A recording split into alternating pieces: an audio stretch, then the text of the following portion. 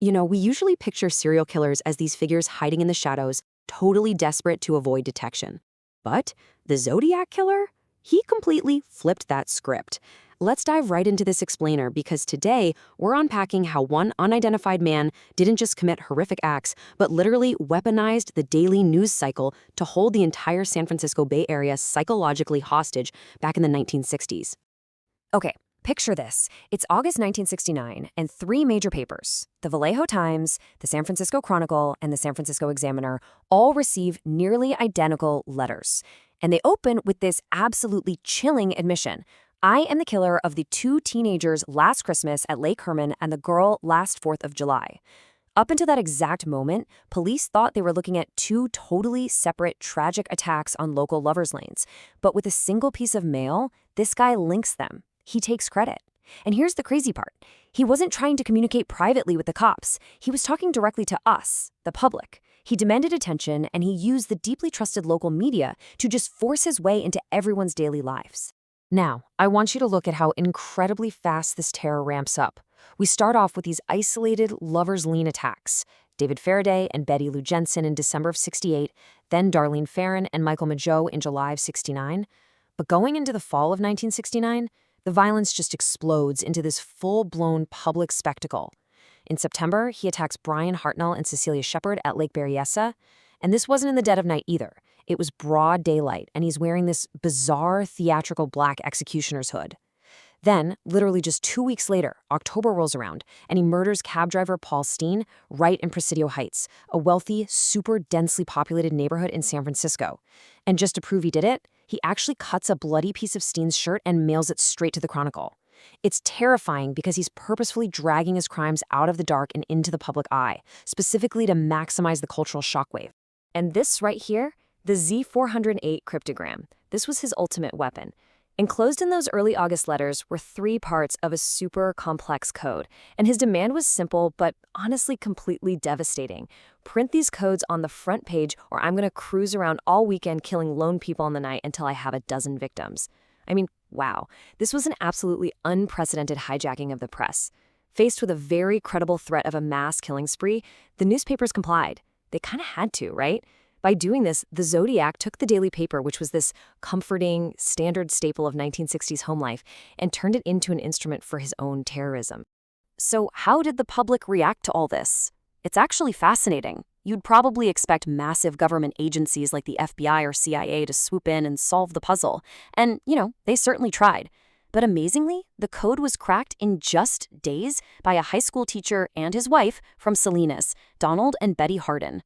They weren't even professional cryptologists. They were literally just everyday citizens sitting at their kitchen table. Betty had this brilliant intuition.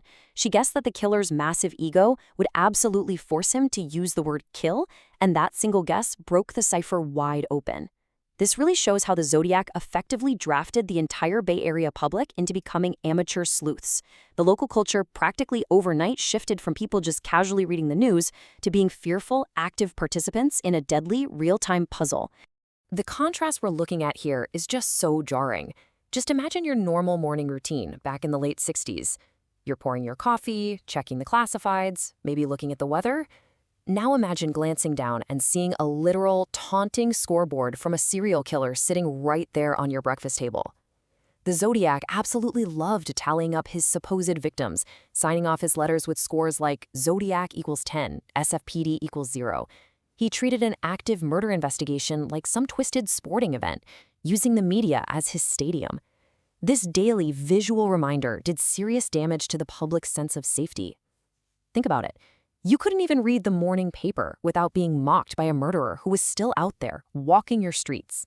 All of this fundamentally, completely rewired local culture, breeding this intense, heavy paranoia all across the Bay Area. At one point, the killer threatened to shoot out the tires of a school bus and, his words, pick off the kiddies as they come bouncing out.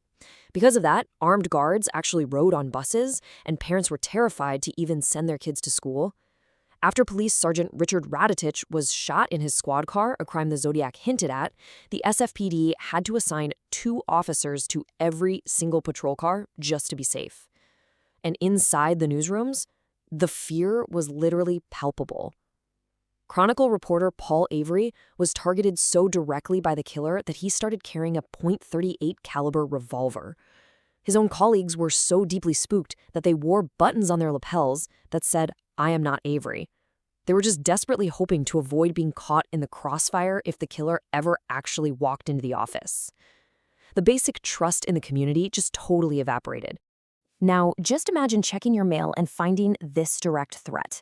This was the handwritten note tucked inside a Halloween card mailed to Paul Avery in October 1970, signed with the Zodiac's famous crossed circle symbol.